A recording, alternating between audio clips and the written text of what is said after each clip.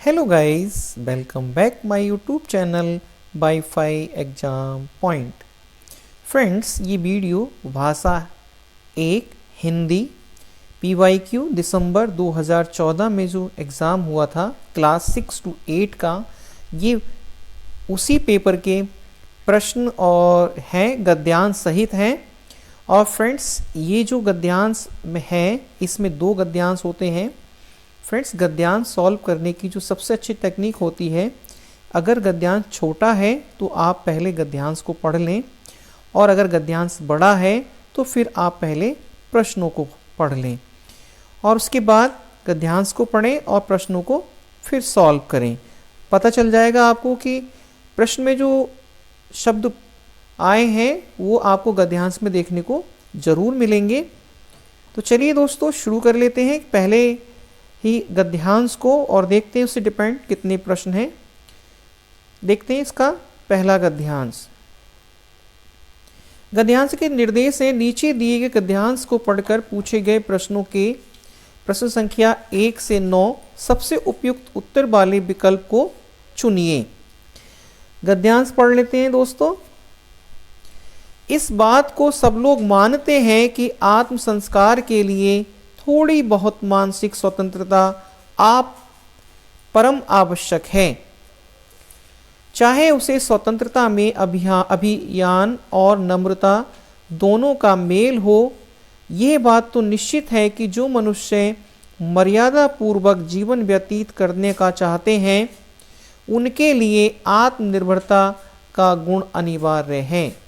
युवाओं को इस बात का ध्यान रखना चाहिए कि वे अपने बड़ों का सम्मान करें और छोटों से कोमलता का व्यवहार करें।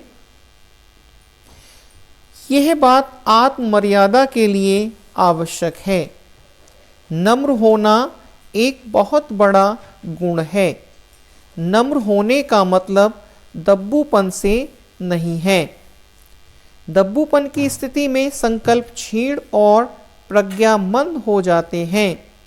आत्मनिर्भरता के साथ साथ उत्साह, श्रद्धा, भक्ति, करुणा, ये सभी हमारे चारित्रिक गुण में समावेशित होने चाहिए। ये गुणा हो गया फ्रेंड्स, गुणों में। तो फ्रेंड्स, इस गद्यांश को हमने पढ़ लिया है। अब देखते हैं इससे डिपेंड है प्रश्न वो कौन कौन से हैं। देखते हैं पहला प्रश्न, आत्म संस्कार के लिए क्या आवश्यक माना गया है।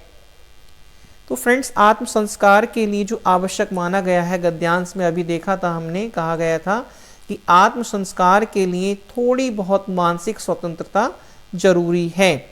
तो यहाँ जो हमारा सी आंसर है वो बिल्कुल सही हो जाएगा फ्रेंड्स, सी। नेक्स्ट है, मर्यादा पूर्वक जीवन व्यतीत करने के लिए कौन सा गुण होना चाहिए। आत्मनिर्भरता, बी समालोचनात्मकता, सी रचनात्मकता, डी सकारात्मकता। ओके फ्रेंड, चेक कीजिए इसका आंसर। इसका जो आंसर होगा दोस्तों, वह गद्यांश में कहा गया है कि जो मनुष्य मर्यादा पूर्वक जीवन व्यतीत करना चाहते हैं उनके लिए आत्मनिर्भरता का गुण होना अनिवार्य है। तो यहां हमारा ए आंसर बिल्कुल राइट हो जाएगा, ए। नेक्स्ट प्रश्न है, युवाओं से किस प्रकार के व्यवहार की अपेक्षा की गई है। अकॉर्डिंग टू द जो हमारा गद्यांश है उसके अनुसार हमें प्रश्नों के आंसर देने हैं। युवाओं के किस प्रकार के व्यवहार की अपेक्षा की गई है युवाओं से। ऑप्शन ए दूसरों पर अधिकार जताने की, बी अपनी महत्ता को दर्शाने की, ऑप्शन सी बड़ों से बराबरी का व्यवहार करने की, या डी छोटों से कोमलता का व्यवहार करने की। चेक कीजिए दोस्तों इसका आंसर। इसका जो आंसर होगा वह होगा गद्यांश के अनुसार, गद्यांश में बताया गया है कि युवाओं को इस बात का ध्यान रखना चाहिए कि वे अपने बड़ों का सम्मान करें और छोटों से कोमलता का व्यवहार करें। तो यहाँ पर हमारा आंसर डी बिल्कुल राइट होगा, छोटों से कोमलता का व्यवहार करने। 4 नंबर है, दब्बूपन की स्थिति के परिणाम की ओर, किस परिणाम की ओर ले जाती है? फ्रेंड्स ये किस है? ए विद्रोह, बी क्षीण संकल्प, सी उच्च विचार या डी तीव्र बुद्धि। ओके फ्रेंड, चेक कीजिए इसका आंसर। गद्यांश में कहा गया है कि दब्बूपन की स्थिति में संकल्प क्षीण और प्रज्ञा मंद हो जाती है। तो फ्रेंड्स हमारा जो यहाँ आंसर होगा वह होगा बी, क्षीण संकल्प, बी।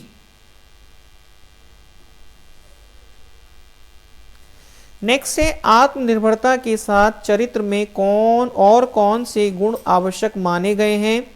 ए ईमानदारी और करुणा, बी अनुशासन और सहृदयता, सी उत्साह श्रद्धा, डी वीरता व नियमितता। कौन सा विकल्प सही होगा दोस्तों? ओके फ्रेंड, चेक कीजिए इसका आंसर। आत्मनिर्भरता के साथ चरित्र में और कौन से गुण आवश्यक माने गए हैं? तो फ्रेंड्स गद्यांश में कहा गया है कि आत्मनिर्भरता के साथ साथ उत्साह, श्रद्धा, भक्ति और करुणा जैसे गुण हमारे चारित्रिक गुणों में समावेशित होने चाहिए। तो इसका जो आंसर सही होगा दोस्तों वह होगा सी। नेक्स्ट प्रश्न है, संस्कार शब्द से विशेषण बनेगा। ऑप्शन ए संस्कारी, बी संस्कर्ता, सी संस्कृत या डी संकर। तो फ्रेंड्स संस्कार में से जो विशेषण बनेगा वह बनेगा संस्कारी। तो हमारा ए आंसर यहां पर बिल्कुल राइट होगा। 7 नंबर, परमावश्यक का संधि विच्छेद है।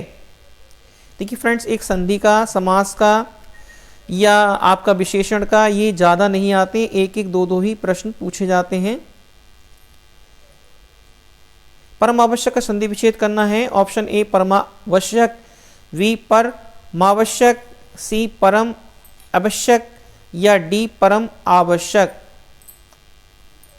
कौन सा विकल्प सही होगा? चेक कीजिए दोस्तों इसका आंसर। फ्रेंड्स इसका आंसर डी सही होगा, परम आवश्यक।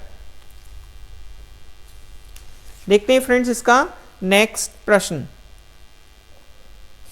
किस शब्द में प्रत्यय का प्रयोग करना सही है? निम्न में से किस शब्द में प्रत्यय का प्रयोग करना सही है? फ्रेंड्स इसमें ता रह गया, ता प्रत्यय का प्रयोग करना सही है। जीवन, आवश्यक, प्रज्ञा, सम्मान, ता प्रत्यय किस में जुड़ सकता है?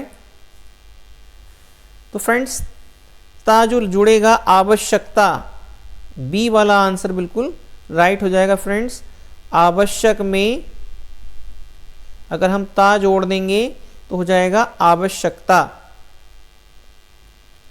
नेक्स्ट है, मर्यादा पूर्वक जीवन से आशय क्या है? सदाचारी जीवन, स्वतंत्र जीवन, स्वावलंबी जीवन या सार्थक जीवन। ओके फ्रेंड, चेक कीजिए इसका आंसर। इसका आंसर होगा दोस्तों ए सदाचारी जीवन। ये थे फ्रेंड्स पहले अनुच्छेद पर डिपेंड आपके जो 9 प्रश्न थे।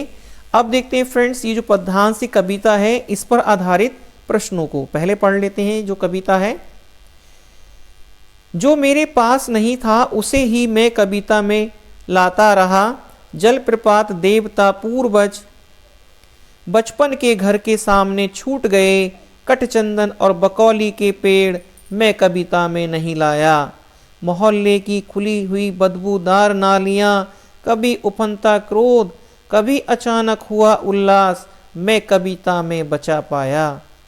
मेरे पास नहीं था यह भी एक मोहक भ्रम है कि कविता कुछ बचा पाती है, पर बचाकर होगा क्या, बस कविता जरूर भारी हो जाएगी।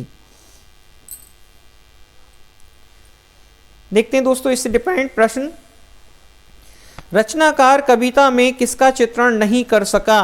उसने पूछा है चित्रण नहीं कर सका झरनों का, अपने क्रोध का, चंदन के वृक्ष का, पूर्वजों का।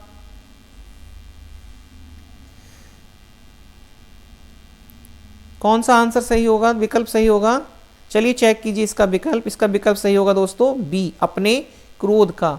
यानी रचनाकार ने जो कविता में स्पष्ट किया है, उसने झरने, जलप्रपात, देवता, पूर्वज, बचपन के घर आदि के बारे में चित्रण करा है, परंतु अपने क्रोध को कभी उफनने तथा क्रोध जो अन्य नकारात्मक भावनाओं को कविता में स्थान नहीं दे सका। तो हमारा यहाँ पर आंसर बी बिल्कुल राइट हो जाएगा, बी। नेक्स्ट है 11, रचनाकार को किस प्रकार का भ्रम है? ऑप्शन ए, कविता द्वारा कुछ संरक्षित किया जा सकता है। ऑप्शन बी, कविता कुछ भी संरक्षित नहीं कर सकती है। या ऑप्शन सी, कविता अलभ्य है का ही चित्रण हो सकता है। कविता में सुलभ्य का ही चित्रण हो सकता है। कौन सा विकल्प सही? चलिए चेक कीजिए फ्रेंड्स इसका विकल्प। तो फ्रेंड्स इसका जो विकल्प है सही होगा वह होगा ए, कविता द्वारा कुछ संरक्षित किया जा सकता है। यही रचनाकार को भ्रम है, ऑप्शन ए। नेक्स्ट, रचनाकार द्वारा कविता में किसका चित्रण किया जाता रहा? उल्लास का, दुर्गंधपूर्ण नालियों का, जलप्रपात का, क्रोध का।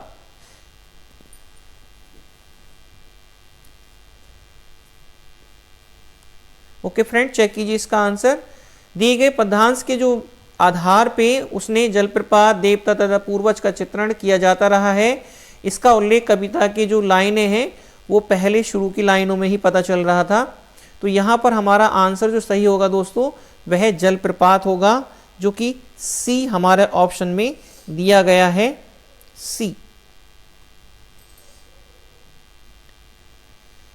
13 नंबर, रचनाकार ने कविता में क्या संजोने का प्रयास किया? किसी प्रकार का भ्रम, अपने अनुभव, सी अपनी इच्छाएं, डी जो स्वयं उसके पास नहीं था।